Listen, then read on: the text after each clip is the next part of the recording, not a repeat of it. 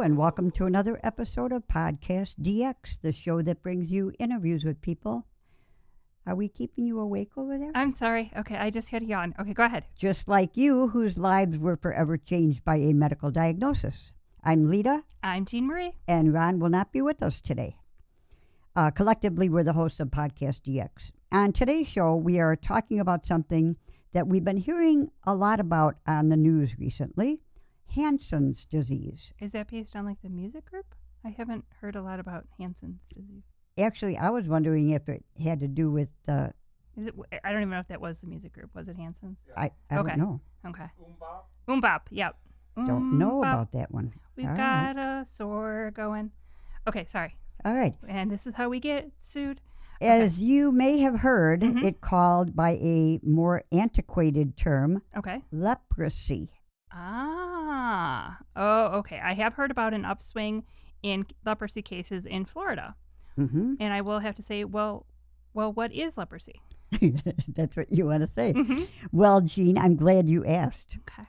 That's what I'm here for. Yeah, leprosy, also known as Hansen's disease, is the disease caused by a bacterial infection, and it's slow-growing, rod-shaped bacterium, Mycobacterium, leprae, or Mycobacterium lepromatosis are the most common infection agents causing Hansen's disease. Okay. And in 1873, a Norwegian physician, Gerhard Henrik Amauer Hansen, who believed that leprosy was not linked to bad air, as was the common belief at that time. He's the one that's being credited with acknowledging that this is a disease? Even though he didn't actually identify the bacteria, but he did try to expose his unknowing patients to it. Okay. Well, historically, the term leprosy referred to any number of medical conditions, including skin burns, warts, skin cysts, eczema, bacteria or fungal infections, scabies, and really anything you could see. Anything on your skin. Yeah.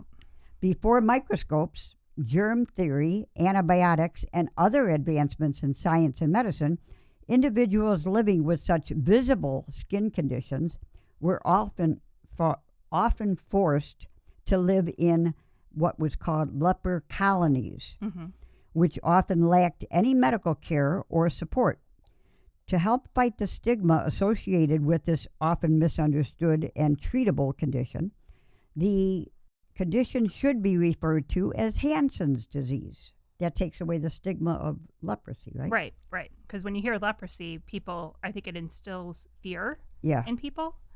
Because they used to shuttle you away in a commune and leave you alone. Right, and not provide you any medicine or food or that was terrible. Anything else, It is hoped that individuals will more likely to seek out health care if they know that it's treatable and it's caused by a bacterial infection. Right. Hansen's disease causes skin lesions and nerve damage, which may lead to untreated individuals accidentally injuring the areas that are numb. And, you might burn or cut yourself.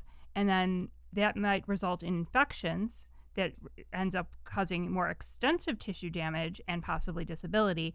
It can also cause issues with your vision. So then you can't see or feel something and you can cause damage or harm to yourself. Hansen's disease can also affect, as I said, the eyes, the respiratory tract, and can cause muscle weakness. Wow. I didn't know that. So it could be internal? Well, it's bacteria that's inside your body. No, I know, but I thought it only affected the dermis. Okay. Yeah, no, it can affect... Well, because I picture an Ariana Franklin book where she visits a leper colony and the people are blind and can't feel, so they can't, get water for themselves or food for themselves, and they're left alone on this island that they can't leave. And so it's just like there are horrifying historical accounts of... Is that still happening? There are countries that still have leper colonies. Wow. Well, the treatment for Hansen's disease is typically based on the extent of the infection. Right, and actually I should say there was still a leper colony in Hawaii and it was going to be closed once the last few people who resided there passed away. The treatment for Hansen's disease is typically based on the extent of the infection. Mm-hmm. And it goes by 6 different levels. The first one is indeterminate. The second one is tuberculoid. The third one is borderline tuberculoid. The fourth one is mid-borderline. The fifth one is borderline lepromatosis. I think so. Lepromatosis. Anyway. And the last one was lepromatosis, not borderline. Mm-hmm. Those individuals with 5 or less macules or a negative skin smear are said to have. Now this is another. Yeah, that's what I mean. There are like a million names, but tuberculoid is also known as bacillary. Because Boy, it's a I think people listen to this just to see how badly we can screw up names. We are going to mangle these names. Yes. Bacillary. It's kind of like celery. Well, it's a bacilli, which I is see. like a rod shaped or lozenge shaped. Those individuals with a more extensive infection, known as multibacillary or leptomatosis leprosy, are considered more infectious, and the bacteria are more widespread and affects the body's Schwann cells. Right. So if you have a very low bacteria load, you're going to be in the tuberculoid leprosy category, and you have 5 or fewer numb spots that usually are lighter in pigmentation. And if you have more than 5 spots and a skin smear test is positive for the bacteria, then you're going to be considered this multibacillary or leptomatosis leprosy. And basically, it's just about how we're going to treat the infection. And according to the Health Resources and Services Administration, which I didn't even know was a thing, Hansen's disease is extremely rare in the U.S., around 200 new cases annually, so you're more likely to get hit by lightning. The bacteria is typically spread from person to person through prolonged contact via respiratory droplets. So it's not, you're exposed in a day. Okay. The bacteria is typically spread from person to person through prolonged, long-term contact, and it's through respiratory droplets. So if you're wearing a mask, you're okay. You're more likely or less likely to be exposed. And it can take years for an infected person to develop symptoms. Oh. Those who have been in close contact over a long period of time with someone who has been diagnosed with Hansen's disease should be checked for symptoms over the course of the next 5 to 20 years. Okay. Because it's such a slow growing bacteria. Yeah. That you might not have symptoms for 5 years. Wow. Yeah. Well, Hansen's disease can be cured with early treatment. So what is early treatment? Before the symptoms come out? No, you could have symptoms and be treated. They're saying it can be cured, as in before you've cut or burned yourself and gotten infections in your hands or your nose or other extremities because you didn't feel it. Yeah. So you can be completely cured if you get early treatment, and you can still be treated later on as well. But early detection is key. Yes. Individuals who have completed their first month of treatment are no longer contagious. That's good to know. And also we should note that most people, 95%, have a natural immunity to the bacteria. Didn't know that. Yeah, so it's very hard to get. That's good. And the World Health Organization provided free treatment and cured 16 million cases in 1 year, which is astonishing. How many? 16 million cases. But 95% have a natural immunity, so 5% of the remaining population. Well, it's 95% of people who are exposed, the bacteria will not develop to show signs and symptoms. Okay. So, but this is not new cases. This is existing cases. Okay. All right. And it seems like the biggest misconception about leprosy is that it spread, it was used to be thought to spread quickly, that it was a life ending once you had leprosy, that was it, and that there were no treatments. Right. And those are absolutely misconceptions. Right. Because now we know it's easily treated, very difficult to contract, and it isn't as scary as people make it out to be. Right. And as we said before, early diagnosis is key.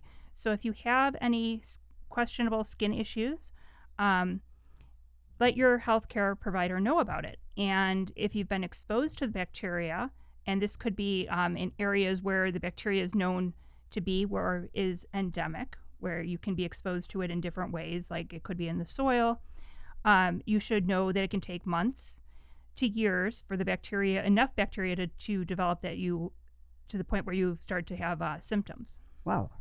So that little spot on Ron's leg the other day. It was a dark spot though, right? Right. These are paler spots typically. Okay. But was it a numb spot? And so, Don't know. Yeah. Okay, well, we'll have to ask him. But I think basically what we're saying is if something is different than it was before, if you all of a sudden have some sort of a skin condition, you're having issues with your vision, or you're having any breathing difficulties, go and talk to your healthcare provider, and go and have routine annual. Most I guess not everybody has to have an annual, but if you have annual exams, your doctor can monitor things and see how they change over time. I think the problem is that people put it off. People ignore the symptoms. They think, well, it'll go away, and especially men. No offense, Dominic. They will try to just ignore it, and going in early is great. And we have seen there's an uptick in Central Florida. So is that because of the humidity and the heat? I mean, is this something that lives better in high heat and high humidity? It does thrive more in tropical areas. So actually the highest incidence or the greatest population currently living with infections or leprosy or diagnosed with leprosy is India. Okay. Then Brazil. Okay. Then Indonesia. So it is in tropical and subtropical environments. You're more likely to hear about it from those areas. But they are hoping that Is there a vaccine?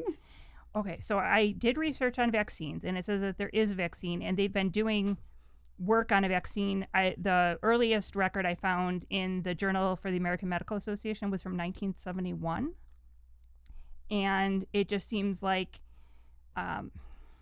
it never really went anywhere. But they actually said that there are other vaccines that are typically given to people that can help reduce your chances of developing Hansen's disease. Okay, and then you said that 95% of people are not going to get it anyway. Well, they will. Do they know why those 95% are immune? It's a natural immunity. Okay. And that's why areas where there was no natural immunity, like in islands like Hawaii, and people were exposed and then more likely to have it spread. But like in people with European descent, who historically were, their generations back were exposed, they might have a natural immunity developed, from that time period. And it's thought like different, well, I won't go into that. But it's if you see or feel that something's off, go and get help, because as it spreads to the Schwann cells, it's it's throughout your entire system at that point, and not just in your peripheral nerves. When it's in your peripheral nerves, you don't feel something, and so you might bump your hand into a wall, and then that might get infected, and you don't even notice that, and then the next thing that you're gangrene. Yeah. And because you think of people who historically have had leprosy as not having Limbs? amputations. Yeah. And not having a nose, and that's because the peripheral nerves are affected. And if we would have known back then that you don't need to be afraid of anything, that just because someone has a discoloration on their skin or another skin issue or abnormality, not abnormal, I hate to say normal for anything, but it doesn't mean it's contagious. Okay. And leprosy is not very contagious, and it is easily treatable. It's just I think we have that ingrained sense of thought that it is a horrific thing that everyone's going to catch, and probably got that bias from religious training. Okay, we won't go into that either. All right. Well, we think that about I does think it that for wraps leprosy. it up. Yes. But if you have any other questions, feel free to check out information on Our the website. World Health Organization. I'll have links. Okay. And please remember that this podcast is not a substitute for professional medical advice, diagnosis, or treatment. Always seek the advice of your physician or other qualified healthcare provider with any questions you may have regarding a medical condition or treatment before undergoing a new or taking on a new healthcare regime. And never disregard professional medical advice or delaying in seeking it because of something you've heard of this podcast. And if you have any questions or comments related to today's show, please contact us at PodcastDX@yahoo.com. And you can also find us on our website, on Facebook, Twitter, Pinterest, and Instagram. And I missed the page that it had that on it, so I think I did that okay. That's okay. You did good. Okay. Thank you. Till next week.